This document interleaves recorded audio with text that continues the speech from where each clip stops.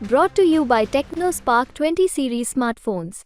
लोकसभा चुनाव में अब थोड़ा ही वक्त रह गया है। ऐसे में तमाम सियासी पार्टियों ने अपनी अपनी कमर कस ली है। इसी बीच उत्तर प्रदेश में एक सीट पर बीजेपी ने कुछ ऐसा बदलाव किया जो चर्चा का विषय बन गया। वो सीट थी पीलीभीत की सीट, जहां पर मौजूदा सांसद वरुण गांधी के दोबारा टिकट मिलने की चर्चाएं थी। लेकिन लगातार अपनी ही पार्टी के खिलाफ बयान देने वाले वरुण गांधी का इस बार बीजेपी ने पत्ता काट दिया।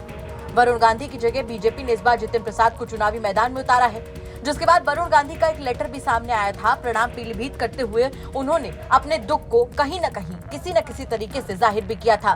लेकिन बड़ा सवाल ये है कि अब आखिर वरुण गांधी करेंगे क्या, और सबसे बड़ी बात, बीजेपी ने क्या वरुण गांधी के लिए कुछ सोचा है? ऐसे में जब यही सवाल हमने उत्तर प्रदेश के डिप्टी सीएम केशव प्रसाद मौर्य से पूछा तो सुनिए उन्होंने क्या कुछ कहा। कर दी। एक सवाल मेरा आपसे और रहेगा, क्योंकि आपने इंडिया अलायंसेस पे भी बात की, आपने समाजवादी पार्टी पर भी बात की, क्योंकि जब हम जनता के बीच जाते हैं सर माइक लेकर, तो एक सवाल जो है वो बहुत कॉमन है। वो सवाल आता है पीलीभीत से इस बार जितिन प्रसाद को आपकी बीजेपी ने उतारा है चुनावी मैदान में, और वरुण गांधी जो कि वहां पर सांसद थे उनका टिकट कटा है इस बार, जिसके बाद आपने उनका लेटर भी देखा होगा, प्रणाम पीलीभीत करके उनका एक लेटर आया था।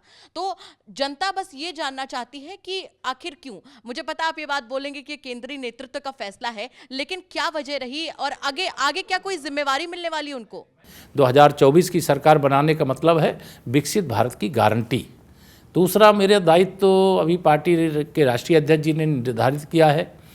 2024 का जो हमारा चुनाव घोषणा पत्र होगा, उस घोषणा पत्र के समिति जो बनी है, 27 लोगों की समिति है देश भर से, उसमें मुझे भी स्थान दिया गया है। हमारे रक्षा मंत्री जी उसके अध्यक्ष हैं, कई हमारे केंद्रीय मंत्री उस समिति के सदस्य हैं, कई हमारे राज्यों के मुख्यमंत्री उसमें सदस्य हैं, और मुझे भी उसमें शामिल होने का सौभाग्य मिला है। लेकिन हम तो ऐसे कार्यकर्ता हैं कि जहां कम वहां हम।